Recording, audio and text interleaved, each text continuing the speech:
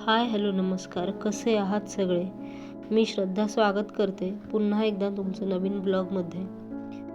मैत्रिणींनो, 2025 संपत आलेलं आहे आणि 2025मध्ये प्रत्येकाने काही ना काहीतरी उपभोगलं असेल किंवा प्रत्येकाच्या मनात 2025बद्दल काहीतरी विचार असतील.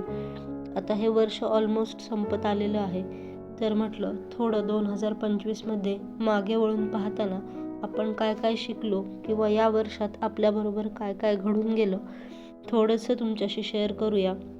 व्लॉग जर आवडला तर व्लॉगला नक्की लाईक, शेअर आणि सबस्क्राईब करा आणि हो, कॉमेंट करायला विसरू नका. चला तर मग बघूया माझ्या मनातले विचार जे मी एका डायरीत लिहून काढलेत ते मी आज तुमच्याबरोबर शेअर करते. आज थोडं मागे वळून पाहताना मनात एकच विचार येतो, हा प्रवास तसा सोपा नव्हता, पण खूप काही शिकवणारा सुद्धा होता. या वर्षाने मला यश आणि अपयश दोन्ही दिले. काही स्वप्ने पूर्ण झाली तर काही वाटेतच थांबली. काही लोक सोबत होते तर काही लोक वाटेतूनच निघून गेले. काही लोक कारण बनूनच सुद्धा निघून गेले, पण प्रत्येकाने मला काहीतरी शिकवले. हो, मी स्वतःला ओळखायला शिकले. मी स्वतःसाठी उभी राहायला शिकले. थकल्यावर थांबायचं असतं, पण हार मानायची नसते हे मला कळलं. घर, जबाबदाऱ्या, नातेसंबंध आणि माझी स्वतःची ओळख या सगळ्याचा समतोल साधताना मी खूप काही शिकून गेले. कधी डोळ्यात पाणी होतं तर कधी स्वतःवर हसू होतं, कधी स्वतःबद्दलच विश्वास होता. आज मागे पाहताना मला असं वाटतं, मी आज जी खंबीरपणे उभी आहे ते या सगळ्यामुळेच. 2025ने मला परिपूर्ण तर बनवलं नाही, पण कमकुवत सुद्धा बनवलं नाही. उलट अजून मी खूप खंबीर झाले आणि तेच माझ्यासाठी पुरेसे आहे.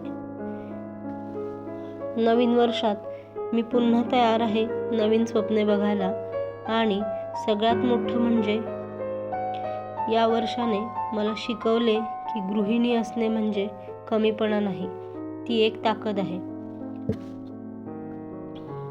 आज मी 2025कडे मागे वळून पाहताना मला खूप अभिमान वाटतो स्वतःचाच, कारण मी खूप काही निभावून नेलं. ते म्हणजे घर, नातेसंबंध आणि स्वतःला सुद्धा. नवीन वर्षासाठी मी एकच वचन देते, इतरांसोबत आता स्वतःसाठीही जगेन. थँक्यू 2025 मला मजबूत बनवल्याबद्दल. मैत्रिणींनो, हे सगळं जे माझ्या मनात आलं ते मी डायरीमध्ये लिहून काढलं. तुम्हाला सुद्धा असं काही लिहून काढायचं असेल तर तुम्ही लिहून काढू शकता. याने काय होईल की आपण 2025मध्ये मागे वळून बघताना आपण काय काय शिकलोय, आपण काय काय केलंय आणि आपल्यात अजून काय काय सुधारणा करायच्या स्वतःमध्ये हे आपल्याला क्लिअर होईल. त्याबरोबरच आपण आपल्यामध्ये आत्मविश्वास निर्माण होईल. तर अशा प्रकारे मी हे एका डायरीमध्ये लिहून काढलं होतं. तुम्ही सुद्धा लिहून काढू शकता. तर मैत्रिणींनो, कसा वाटला आजचा ब्लॉग कमेंट करून नक्की सांगा. इथे मी तुमच्याशी बोलत बोलत पास्ता रेसिपी शेअर केली आहे. जर तुम्हाला पास्ता रेसिपीसुद्धा आवडली असेल तर ब्लॉगला नक्की लाईक, शेअर आणि सबस्क्राईब करा. Stay happy, stay healthy. Bye.